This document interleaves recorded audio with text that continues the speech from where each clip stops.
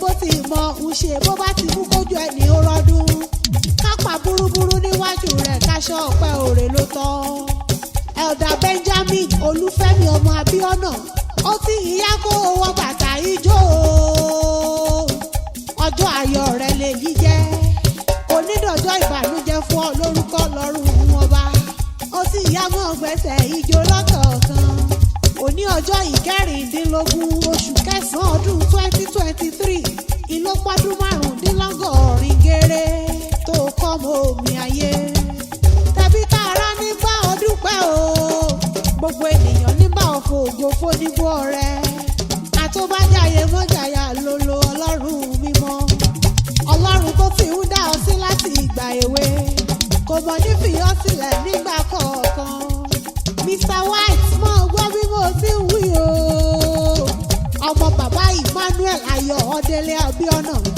ọ̀sìn mọ́ fi gègé lọ́rọ̀ ẹnu mi ìwọ ń lolo ní mọ́ dá gọ̀jọ̀gọ̀jọ̀ ọdún oníbejì lèyí jẹ́ o ìdúpẹ́ onílọ́pọ̀ méjì ni torí bó ti ṣàjọyọ̀ pé o pé ọdún márùndínlọ́gọ́rin nínú ayé ìlà tún bá àyà rẹ̀ olùrànlọ́wọ́ tọ́lọ́rọ̀ bá fi fún ọ látòdì ọ̀run wá Madam Mercy Ebika Abíọ́nà dúpẹ́ bóun náà tún pẹ́ ní 50 ọdún lókè èèpẹ̀ nínú àlàáfíà nínú ìlera mo ní ọmọ ọgbọ́n bí mo ti ń wí o ọ̀sìn mọ́ fi gègé lọ́rọ̀ ẹnu mi tẹ̀bí tààrà lọ́rọ̀ mi wá bí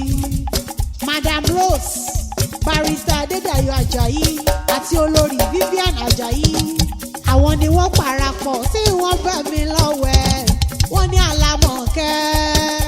wọ́n ní dákun wá báwọn ẹni ìyàwó ẹni ẹ̀yẹ yayọ̀ orí kádùn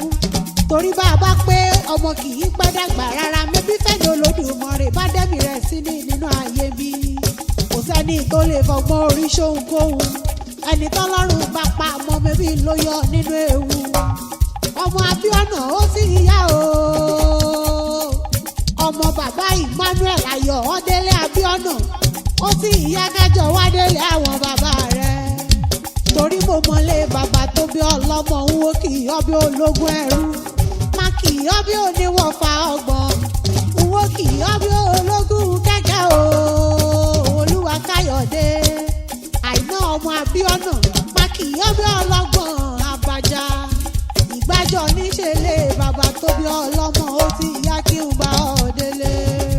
ìgbàjọ lóró ọmọ alágogo dẹ́mẹ́bù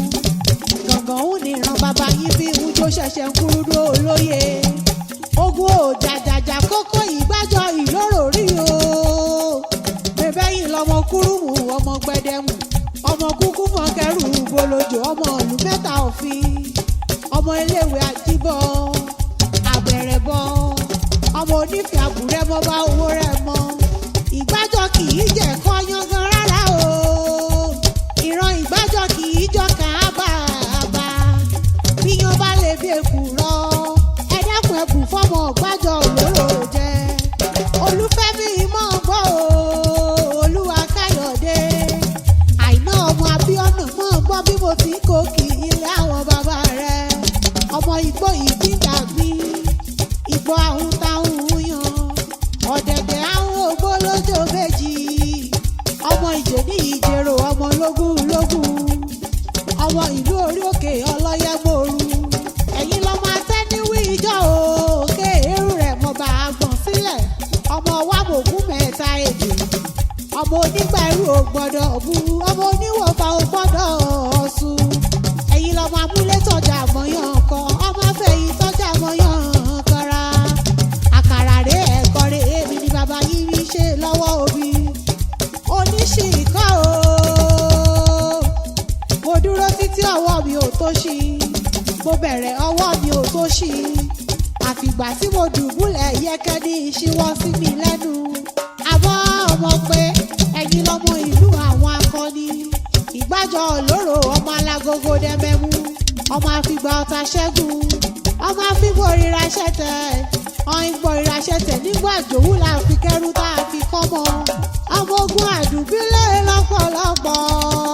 ṣèlú àgbọ̀n iná agbára làwọn bàbá yín fi ìjagun Kírìjì lọ́jọ́ ọjọ́ sí ọmọ olójì lóró àbọ̀yálà olójì lóró kí ọ̀nànànà kò rúru. bàbá yìí torí wíwẹ̀ wọ́n fàkúrọ̀ sọ́jà ọ̀yìn kí ọmọ gbànájà kí ọ̀n bomi jura lápàkú. àbọ̀ ọmọ pé nílé bàbá tó bí ọlọ́mọ ni ihò kéékèèké láṣọ bàbá yín lóde gbájọ ẹlẹ́gọ̀dọ̀ tiẹ̀mí láṣọ àwọn Ìjẹ̀ṣà èyí ò bá rí lọ́jà ní ọ̀rá àmì wá kí irọ́ fi jó lóye bí mo fẹ́ jóbi tó gbó káká o máre lọ wá bí mo fẹ́ jóbi tó gbó káká ìran bàbá yín ni ó fi ṣọ̀rẹ́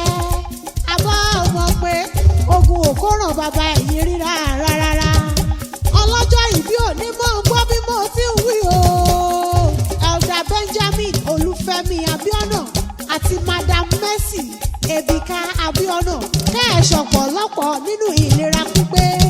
ẹ ò mọ̀ nípa ìsàn lọ́jọ́ ogbó lórúkọ lọ́rùn ọba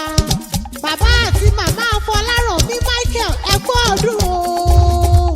bàbá àti màmá Ọlábísí Samuel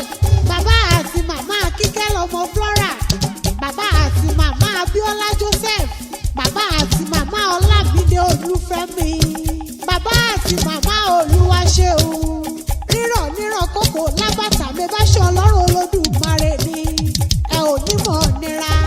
ẹ ò dàgbà dògbò ẹ ò jọ bára yín lọ́jọ́ ògbó kò wá síbẹ̀ ti pẹ́ láyé tó ẹ ò mọ̀ ní mọ̀ sàré ọmọ ẹ ò ní fàìsàn lọ́jọ́